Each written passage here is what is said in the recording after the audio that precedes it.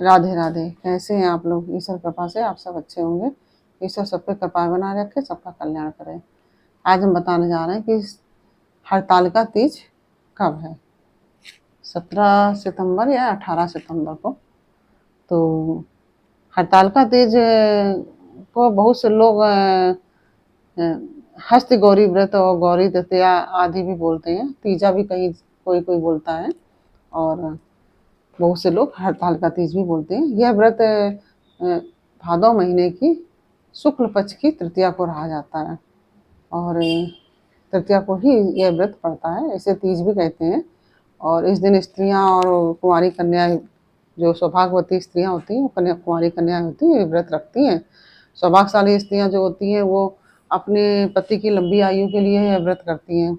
और जो कुंवारी कन्याएं हैं, वो जो बेटियां हैं कुंवारी कन्याएं, वो यह व्रत अपने पति की मतलब जो जल्दी प्राप्ति हो इसके लिए रखती हैं और अच्छा पति घर वर मिले इसके लिए यह व्रत रखती हैं। तो इसमें क्या करना होता है? इसमें संध्या के समय कई बार पूजा की जाती है। प्रातः भी की जाती है, दोपहर में भी की जाती है और संध्या के समय भी यह पूजा की जाती है। और रात्रि में इसका जागरण किया जाता है, तब यह व्रत पूर्ण माना जाता है। अगले दिन इस व्रत का पारण होता है।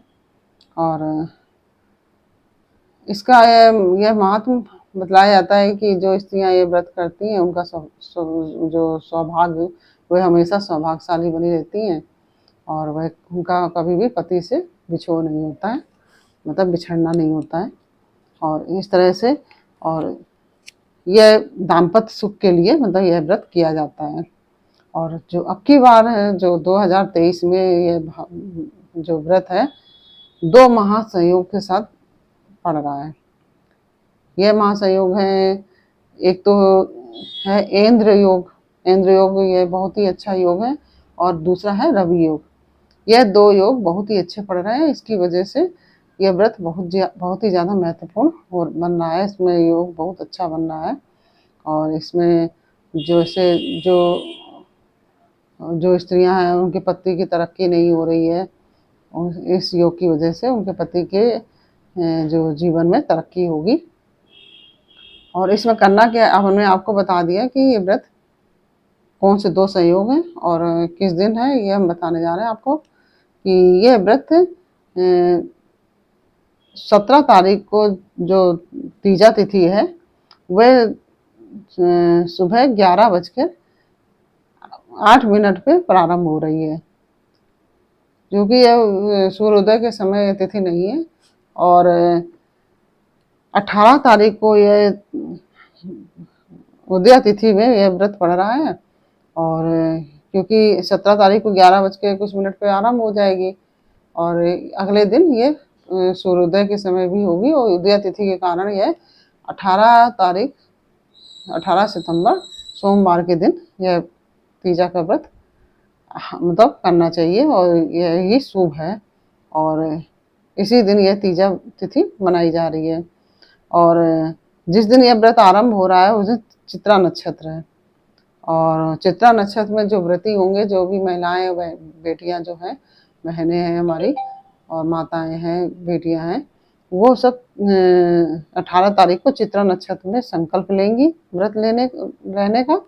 और अगले दिन 19 तारीख को स्वाति नक्षत्र हो रहा है। स्वाति नक्षत्र पड़ रहा है और जब हम पारण करेंगे व्रत का तो उस समय स्वाति नक्षत्र होगा। यह भी बहुत अच्छा संयोग है। और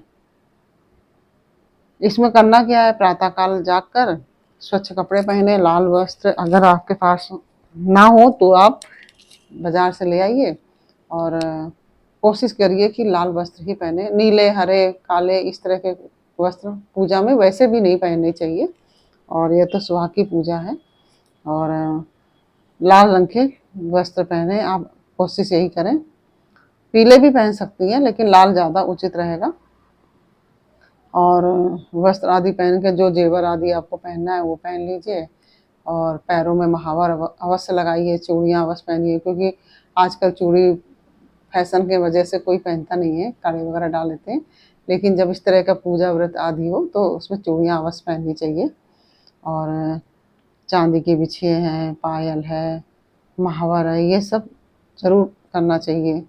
और कंघी वगैरह करके आप इसमें मांग भरिए और इसके बाद आप पूजा आरंभ कर सकते हैं। पूजा में हमें क्या करना है, ये हम आपको बताने जा रहे हैं। ये पूजा में हमें पीली मिट्टी जो होती है ना, जैसे हम पार्थिव शिवलिंग सावन में बनाते हैं, वो जो मिट्टी होती है, उसी मिट्टी के हमें गणेश शिवलिंग बनानी है और गणेश जी बनानी है और गौरजा मतलब माता पार्वती की प्रतिमा बनानी है और उनका पूजन करना है। सबसे पहले हम क्या करेंगे, क्या कि चौक पूरा जाता है ना, अल्पना जिसको कहते हैं, अल्पना पूरते हैं और उसके ऊपर पाटा रखेंगे, कलश रखेंगे और पाटे में बेलपत्र का आसन देकर हम माता पार्वती और गणेश और भगवान शिव को विराजेंगे। और इसके पश्चात हम जब कलश रखेंगे, वहाँ गणेश गौरजा अवश्य रखी जाती है। तो गणेश गौरजा वहाँ पे आप मिट्टी की बना सकते हैं, सुपारी की भी बना सकते हैं। सुपारी में कलावा लपेट के आप उसको एक कटोरी में दो सुपारी लेके उसमें कलावा लपेट के इस तरह से भी गणेश गौरजा बना सकते हैं। आप चाहें तो गाय के गोबर से भी बना सकते हैं। और इस तरह से बनाएंगे। फिर आप सबसे पहले और वो जो कलश रखेंगे वहाँ दिया जलाएंगे। सबसे पहले दीप प्रज्वलित करेंगे और दीप प्रज्वलित करने के बाद आप जल चढ़ाएंगे। सबसे जो भी पूजा करेंगे सबसे पहले कलश की पूजा करेंगे। उसमें वरुण देवता और सभी नदियाँ विराजमान होती हैं और उनका सबका आह्वान करके और उसमें हमें पूजा करनी है। उसमें हमें क्या सुपारी और पूजा में जो पूरी सामग्री होती है, अक्षत है, सुपारी है, पान है, लौंग है, इलायची है, कुमकुम है, चंदन है, रोली है, सिंदूर है, इस तरह से सारी पूजा सामान इकट्ठा कर लेंगे आप पहले थाली में। और पुष्प है, मिठाई है, सुहाग का सामान है। इसमें सुहाग का 16 श्रृंगार दान किया जाता है। इसमें तीन तीन जोड़े चढ़ाए जाते हैं, सुहाग के सामान के 3 जोड़े चढ़ाए जाते हैं। और बहुत से लोग तो जो इसमें जैसे मिट्टी या सॉरी वो बेसन और आटे के चेवर आदि भी बनाए जाते हैं और बहुत से लोग अब नहीं भी बनाते हैं। तो आप बाज़ार से चाहे जैसे बिछिया है, इस तरह की चीज़ें, कुछ जेवर जैसे पायल है, बिछिया, इस तरह की चीज़ खरीद के आप माता को चढ़ाएँ और स्वयं भी ग्रहण करें उसको और दान भी करें। तो यह दान अवश्य करना चाहिए।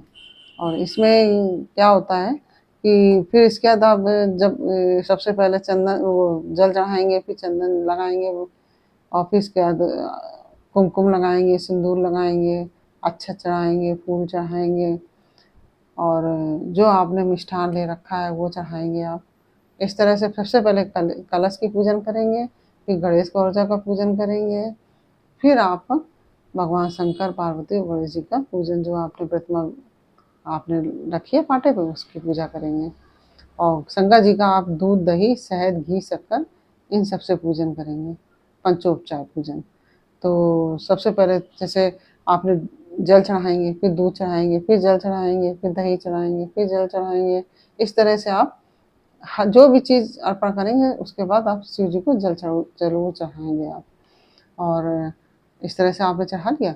अब फिर आप भगवान का सब पूजन श्रृंगार करके भगवान को अभिषेक कर देंगे शिव जी का भी, फूल, बेलपत्र आदि चढ़ा के। और उसके बाद आप क्या करेंगे कि जो मिष्ठान वगैरह आपके पास है वो चढ़ाएँगे और माता पार्वती को, भगवान शिव को, गणेश जी को वस्त्र चढ़ाएँगे। अगर आपके पास शिव जी के और गणेश जी के लिए वस्त्र नहीं है तो आप क्या करेंगे, जो कलावा होता है ना मौली, उसको तोड़कर चढ़ा देंगे और कह दीजिए वस्त्रम समर्पयामि।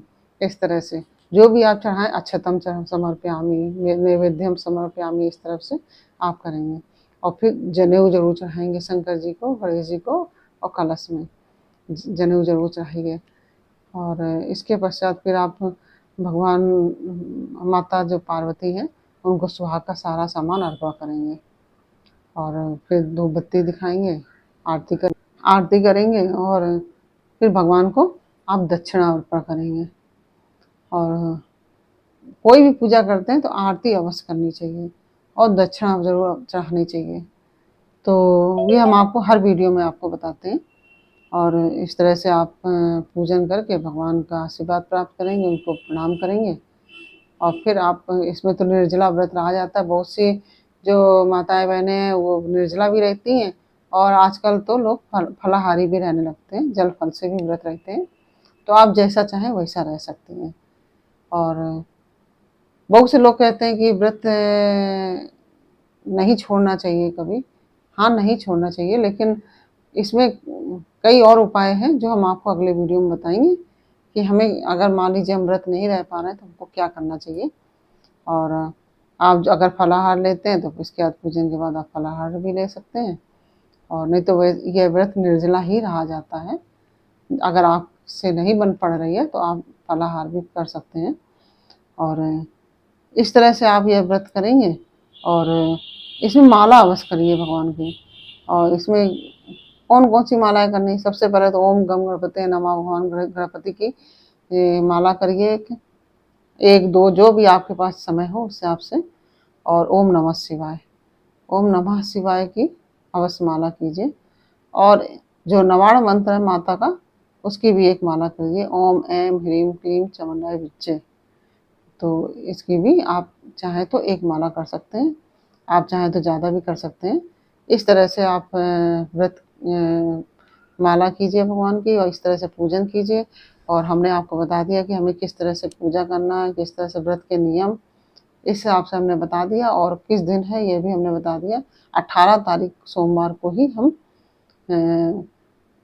जो ये व्रत है तीजा का, हड़ताल का व्रत, ये हम अवश्य करें, ये 18 तारीख को ही करेंगे। और इस तरह से हम सब व्रत रखेंगे, हमारी सब माताएं बहनें बेटियां सब व्रत रखेंगी और भगवान सभी का सुहाग अमर रखें, सबके ऊपर कृपा बनाए रखें, सबका कल्याण करें। और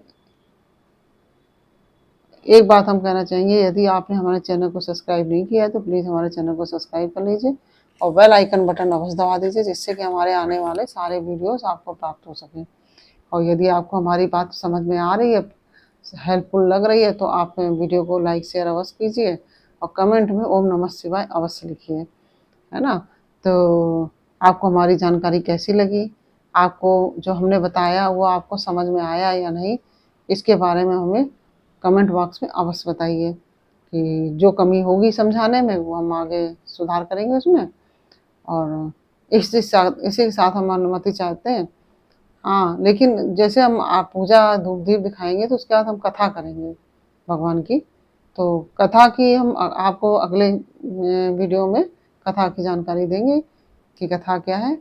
तो उसमें हम कथा आपको बताएंगे तो वो आप सुन लीजिएगा। तो इस तरह से आप पूजन कीजिए। माता रानी भोले बाबा सबके सुहाग अमर रखें और सबका कल्याण करें, सभी निरोगी रहें, सभी स्वस्थ रहें और भगवान सब पर कृपा बनाए